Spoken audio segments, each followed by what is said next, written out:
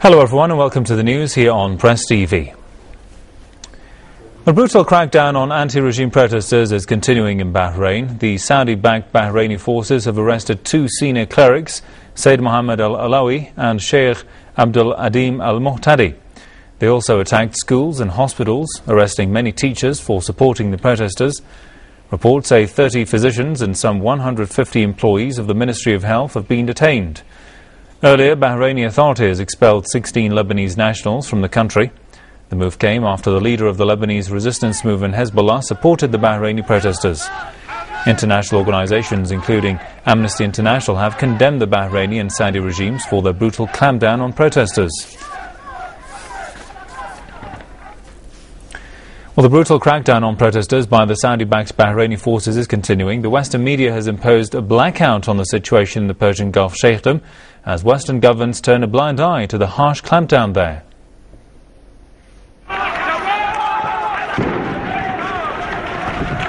The brutal crackdown on protesters continues across Bahrain.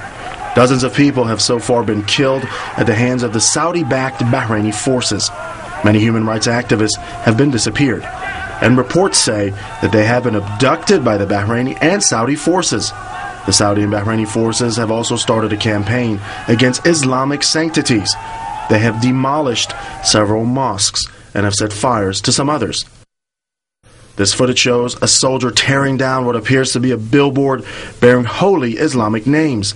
All this happens amid the silence of the mainstream Western media such as BBC and CNN, as well as Arab-language channels Al Jazeera and Saudi Arabia's Al Arabiya. No coverage of the events unfolding in Bahrain.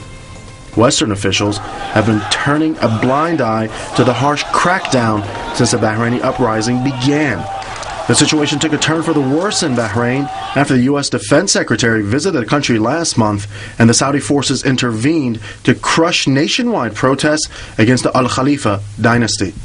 Amnesty International strongly criticized the silence of the European countries, in particular towards the Saudi-backed regime in Bahrain. Amnesty also accused some European officials of defending the killing of the protesters by the Saudi and Bahraini forces. We're also absolutely dismayed about EU officials in the European Parliament defending the Bahrain government, shooting peaceful demonstrators. This is an absolute slight towards these people's lives and their right to freedom of expression. So the EU is again having different measures for different countries and clearly showing that it has not understood the lesson that supporting oppressive governments is not a security for stability.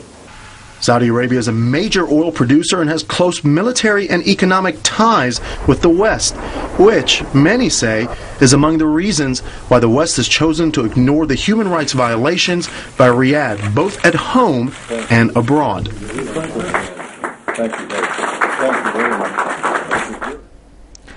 Well, angry Iranian students have gathered in front of the Saudi embassy in Tehran to protest the Saudi involvement in the deadly crackdown in Bahrain. The demonstrators, in a statement, slammed the massacre of Bahrain's anti-regime demonstrators by the Saudi-backed forces. The students demanded that the street in which the Saudi embassy is located be renamed to Martyrs of Bahrain. Police dispersed the protesters, arresting some of those who threw Molotov cocktails and those who wanted to storm the embassy.